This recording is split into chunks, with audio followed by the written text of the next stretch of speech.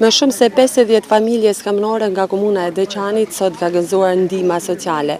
Nuk do thotë kjo se është e hera e parë që këta qytetarë marrin ndihma sociale, por këto ndihma kanë arritur pikërisht nga vullnetarët zemërmirë nga Gjermania.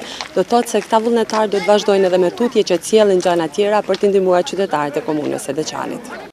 Këto familje të cilat sot kanë qenë përfituese të ndihmave të arritura nga Ischenhausen i Gjermanisë, të grumbulluar nga një grup bashkëdhetarësh të komunës së Deçanit.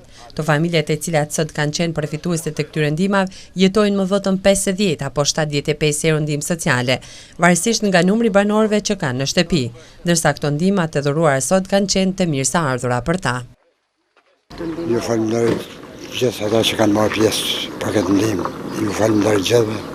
Një familje domë të vartë, që të gjosë falenderoj gjithë që kanë. Me çfarë jetoni ju?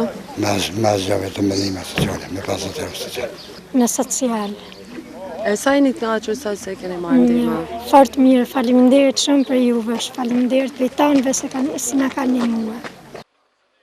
Bajram Suta, i cili është sekretari i shoqatës bamirëse që mban emrin Nën Tereza, tregon se edhe pse ka qenë hera e parë, megjithatë është i kënaqur që ka arritur të sjellë ndihma në Kosovë. Është e mundshme me qenë se neve nuk kemi punëtorë, por të gjitha këto aksionet të cilat neve i bëjmë në Gjermani, i bëjmë vetë. Kjo është hera e parë që neve sjellim ndihma në Kosovë, me qenë se edhe neve jemi vetë të komunës së Deçanit, po am të udhës që pikërisht të komunës së Deçanit i ndihmojnë.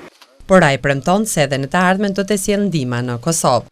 Të gjithë mund të kontribuojnë në mënyra të ndryshme, që njerëzit që kanë nevojë për ndihmë t'ju ndihmojmë sadopak kësaj kategorie njerëzish dhe t'u zbusim gjendjen e rëndë socio-ekonomike që ka përfshirë vendin tonë.